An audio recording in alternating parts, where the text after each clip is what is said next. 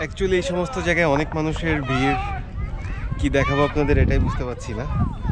সময় কাটানোর জন্য ভালো একটি জায়গা। ও আরেকটা কথা তো আপনাদের বলা হয়নি, সিলেট সদর থেকে ভোলাগঞ্জের দূরত্ব 34 কিলোমিটার।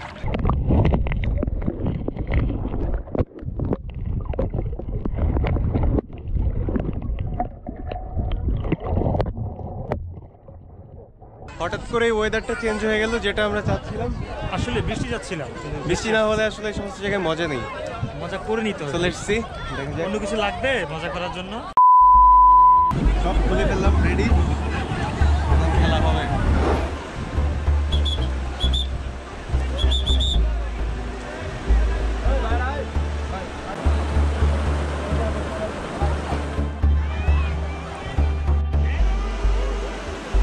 এখানে পানির নিচে একদম ক্লিন ওয়াটার, আপনারা মাত্র দেখলেন। আমরা একটু সামনে গিয়ে নামার চেষ্টা করছি, চলুন।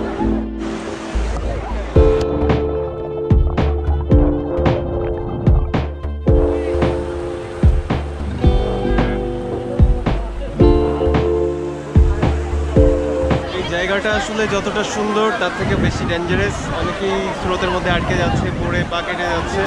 আমরা আজ আসলে সিলেটের কয়েকটি স্পট এলোমেলোভাবে দেখব।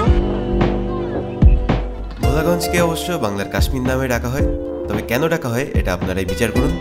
তবে এমন সেম দেখতে আরও একটি লোকেশন রয়েছে সিলেটে, আপনাদের বলতে হবে লোকেশনটির নাম কি। So write down in the comment section. আমার ঠিক পেছনেই আপনারা দেখতে পাচ্ছেন ভারতীয় সীমান্ত। আসলে আসল সৌন্দর্যগুলো ওপাশে, আর আমরা খুব আফসোস করছি। তবে খুব দ্রুত আমি চেষ্টা করব ওপারে যাওয়ার। ওপারের সৌন্দর্য আপনাদের জন্য থাকবে খুব দ্রুত। শিশির ভাইয়ের রিকোয়েস্টে আবার পানির মধ্যে যাচ্ছি, তো এবার জুতো পরেই নেমেছি।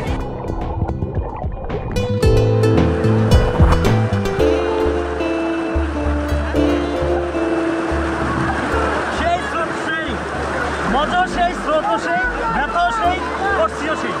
আমি মনে করছি আমি একাই করছি। আমি দুইবার করছি, দুইবার। একা করি না, দুইবার করছি।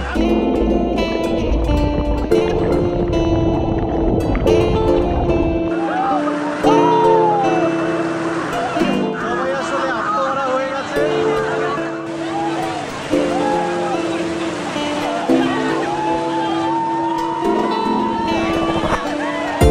কি করছো তুমি?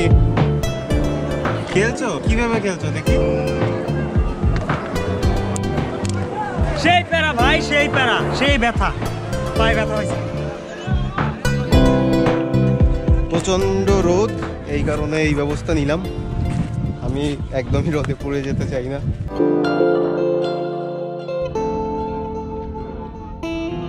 গরমে শেষ হয়ে গেলাম।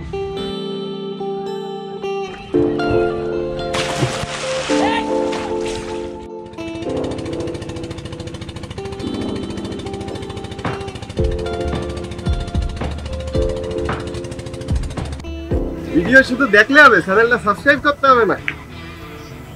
তোর মাথায় কি সমস্যা? মানুষ তো চ্যানেল এমনিতেই দেবে না দাদা, আরে তারা করবে না সব।